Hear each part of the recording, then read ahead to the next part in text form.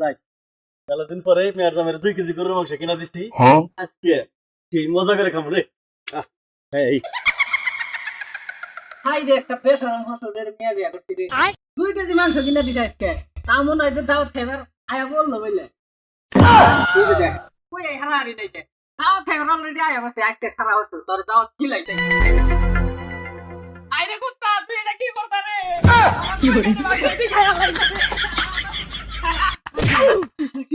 আপা আপনি করেন স্যার কুত্তা আজকে আমি মাইরে গেলাম আরে বাবা ঠান্ডা হোক